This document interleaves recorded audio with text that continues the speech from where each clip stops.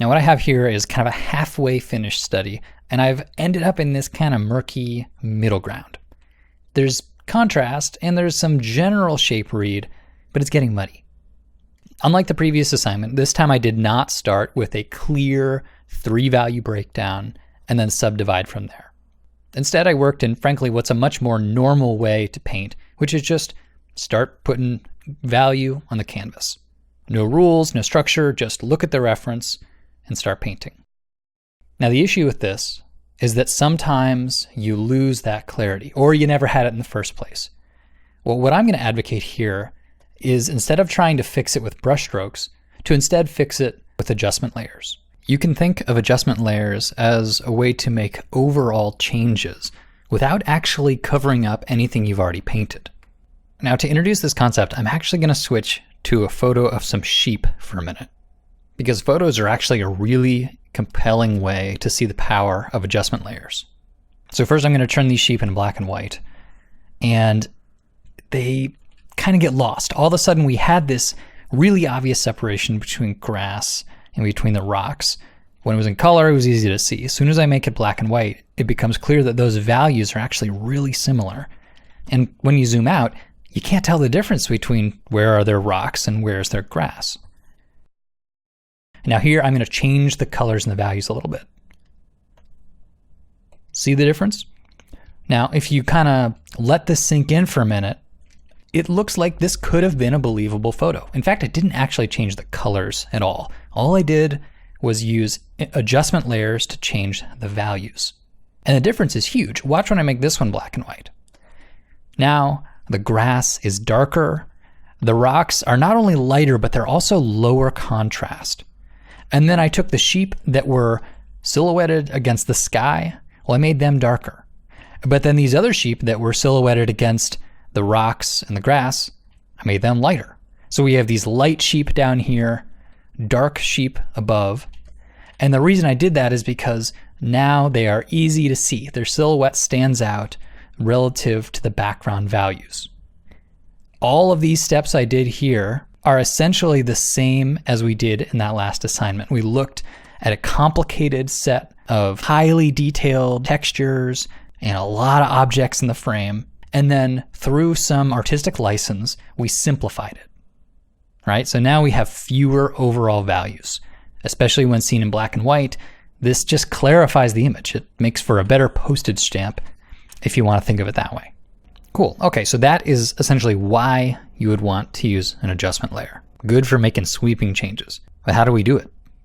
The general idea here is I make a selection of some sort, like let's say I want to make the rock darker. So I'll drag a lasso here around the rock. I will add a curves adjustment layer. And then if I want to make it darker, I drag these values down. If I want to make it lighter, I drag values up. If I want to increase contrast, I make an S curve.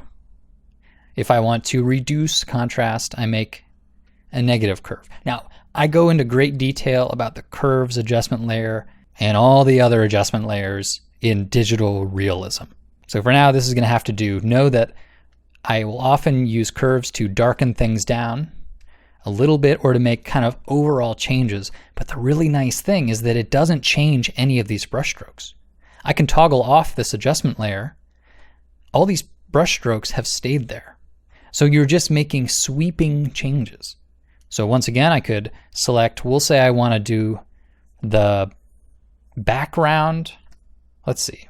I want to make the wolf more prominent. Actually, here's what I'm going to do. If the rim light is what's really interesting about this wolf, I need to lower the contrast in the foreground and in the rest of the wolf except for the rim light. So I'm going to select all this area. I'm going to kind of weld his shape to the ground. I've made marching ants around the whole thing. I'll make it curves adjustment layer. Now what I want to do is both make it darker, so I'll pull it down a bit. And I also want to flatten out this middle bit to kind of lower the contrast. So it is less contrast and also just a bit darker.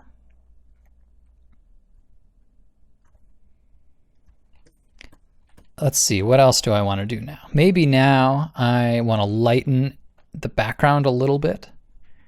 So I'm going to select, oops, that right there. Make a new curves adjustment layer. And this one I'm going to make a little brighter. I want to increase the contrast and make it a little brighter.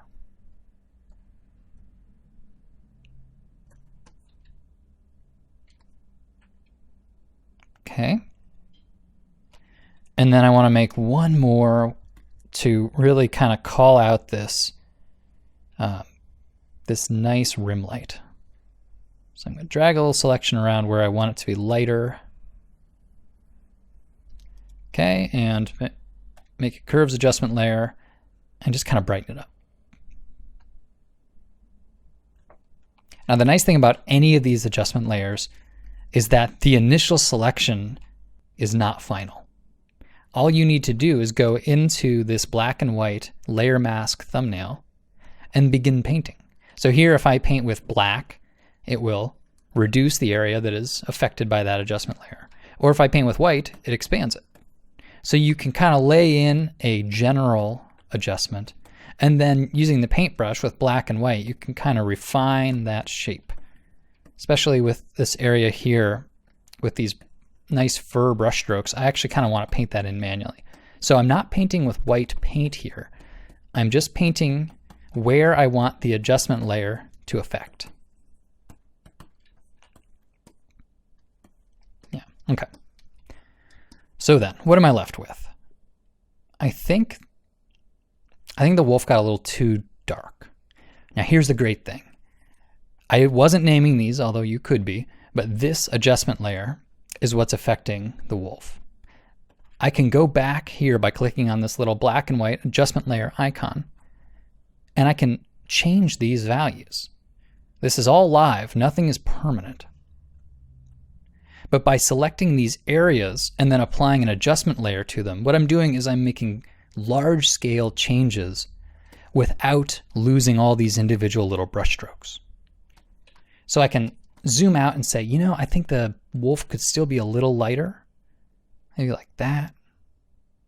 And then maybe I could also make the sky a little lighter. So I'll go to the sky adjustment layer and lighten it a bit.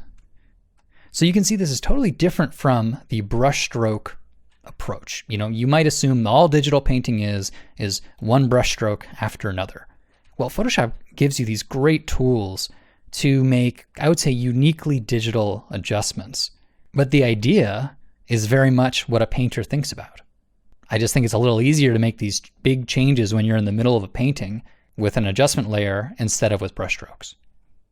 So to compare the before and after, I can select all these adjustment layers, click the new group button, and I like to call these CC for color correction. Okay, so I can hide that. And here we see it's a lot of midtone.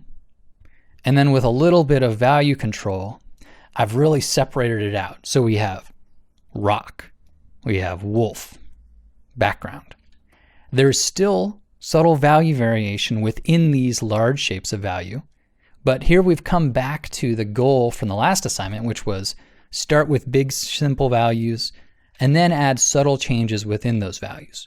Well, here I didn't start with big simple values, but I was able to modify where I was in the middle of an illustration and end up with a more clear visual. So you don't always have to go in one direction or another. I think adjustment layers are a great way to improve or experiment at any point within a painting. So I'm not going to give you a specific assignment for adjustment layers. Just know that these are a tool that I find invaluable, and I use them almost as much as I use brush strokes.